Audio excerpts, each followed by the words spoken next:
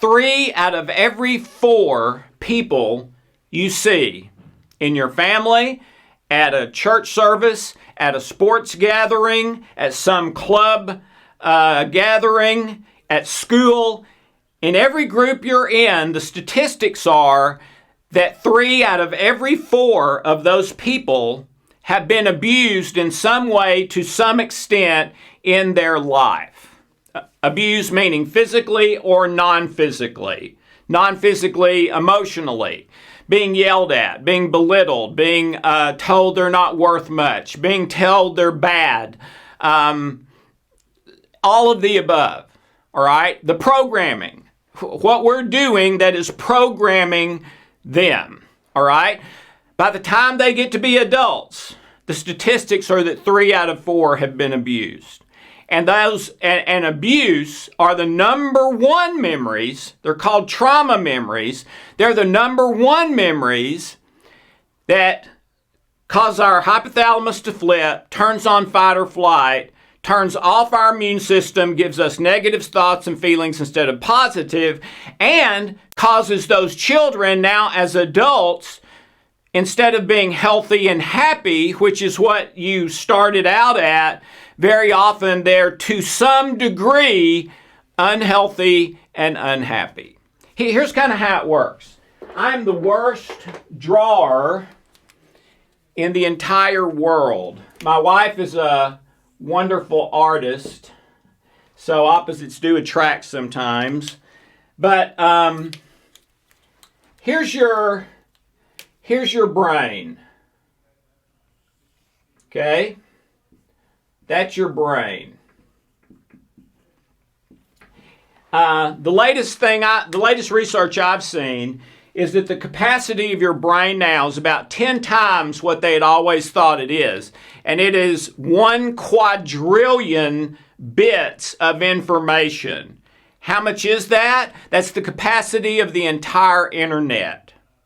So our memory storage is the capacity of the entire internet, which means that's enough for a whole lifetime of stuff, probably 20 lifetime of stuff with room to spare, okay? So there's no danger of it getting filled up. The stuff that happens is going to continue to be downloaded. There's always going to be space for it, okay? So the thing you do toward your children today, it's going to become part of their programming, guaranteed, all right? But here's how it works. Let's say that in your brain, it's a -10 to +10 range of those memories, positive to negative. +10 would be nothing but positive, loving, happy, healthy, wonderful, life-affirming, wonderful identity, significant, secure, forgiven, accepted, love, joy, peace, all of that. All right, that would be +10. -10 would be unforgiveness. I have a bad identity. I'm a bad person. I don't measure up. I'm not secure. I'm afraid to get around anybody because I'm a bad person and they'll sense that. Or I just become angry and say, I'm going to paste on a smile, but then I'm going to get whatever I can get from people. So I end up lying a lot and things like that in order to manipulate to get what I want. Because I feel so bad about myself inside, that's all that's left, is getting what feels good and keeping away what feels bad. Okay, that would be -10. But most people are not in either one of those. Okay, they're somewhere in between.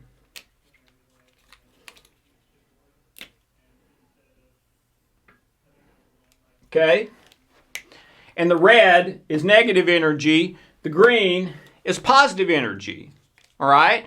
So the child comes into the world already programmed by memories passed down from ancestors. They're passed down in the sperm and they're passed down in the RNA. There's no question about that. It's proven now. I believe they're passed down in the egg as well.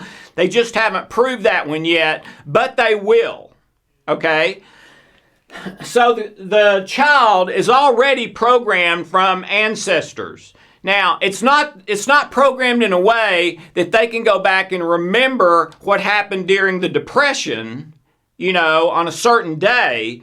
It's programmed and they experience it with impulses. When they think about this, they feel bad. When they think about this, they feel good. Well, that's coming from the programming of all those past events from their ancestry. And then instantly when they're born, they start to receive programming from mom and dad, both positive, negative, what they overhear. Now, for the first few years of life, that's going to be unconscious. They're not going to remember that for the most part. They'll remember a few things. I have one memory of running out of my diaper. So that's the age I was at then. That's probably my earliest memory, but I have very few around that time period. Most people, that's largely unconscious. Then the subconscious is really hard to remember, but maybe you can remember it. Or it floats up at a particular time, but you hadn't remembered it before that. That's the subconscious. And then the conscious is conscious thinking, intention, what you intend to do, and your emotions. Okay? So as soon as the kid is born, you start adding to that. All right? But when the child is born, this positive-negative ratio already exists somewhere. Okay, so for this particular child, this would be 0. So for this particular child, maybe it's a -5 when they're born from their ancestry. Well, can you imagine how that child is going to feel and think differently than a child born at +5? At -5, the child is largely going to have negative thoughts, negative emotions and feelings. They're going to be much more self-protective, not going to be real open. They'll tend to get angry easily, frustrated, things like that. All right.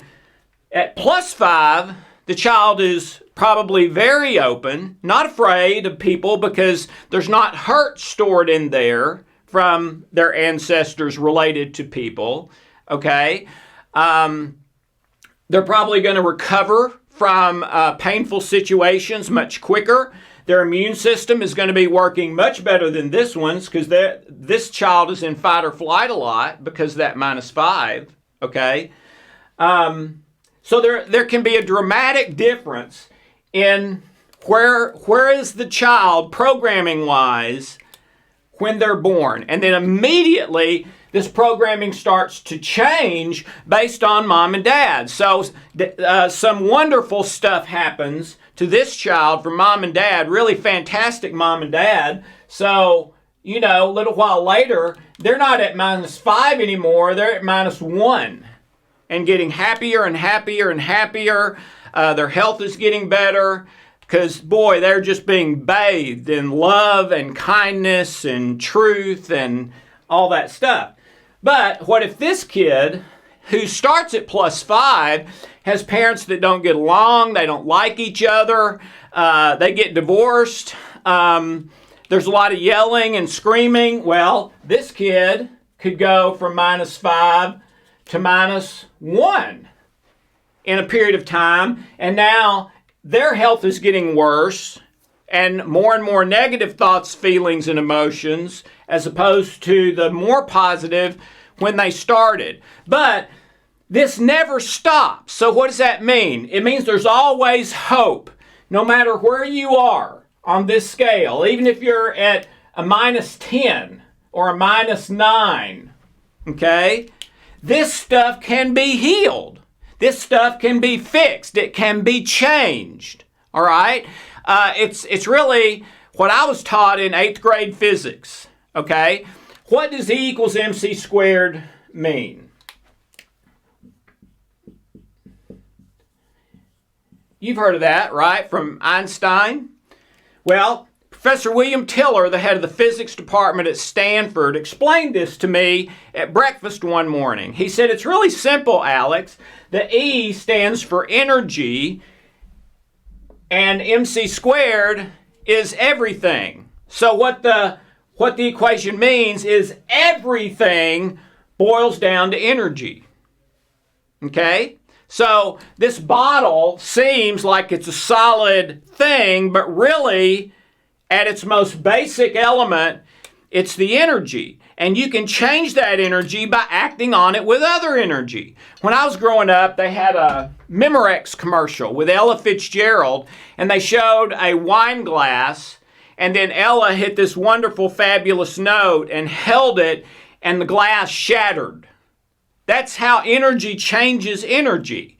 And energy's never destroyed, it just changes forms from ice to water to steam, from wood to fire to heat. Never destroyed, but changes. So everything that's happening is changing this minus 10 to plus 10 ratio from the time we're a fetus until the day that we die. Which means I have the power to help someone's ratio go more and more and more and more positive if I love them within an inch of their life, am kind to them, am helpful to them, am honest and truthful with them, encouraging, putting them before myself. Then every time they're around me, they're going to inch a little bit more positive. But we also know that there's people who are negative all the time. And it's like you feel like you need a shower after being around them for an hour or two. Or if you're around someone who's extremely negative, you will get to a place where you will lie to get away. Oh, I forgot, I have to go get a haircut. Oh, I forgot, I have to wash my hair. You don't even know what you're saying. You just know, I got to get away from this person. This is killing me. Well, what's happening is that person is dumping negative energy into you and shifting you over. And then after you get away from them, you're going to have to go recover a little bit, to let that rebound. All right? But anyway, this is in constant flux. So, to me, as parents, yes, we want them to be healthy and happy, and that goes back to their memories, and their memories are on a range from extremely negative or completely negative to completely positive. The positive ones send a message to the brain, which causes it to flip the love switch, where oxytocin is released, endorphins, peptides, and we just feel fantastic and wonderful and positive, and life is beautiful, all right? That's what those positive memories in us do if there aren't too many of the negative ones. The problem is the unconscious mind prioritizes the negative ones. Why? Because they're tied to our survival instinct. And they're only supposed to happen in life or death situations. And the number one job of the unconscious mind is to keep you physically alive. So it prioritizes the negative memories, especially the trauma ones.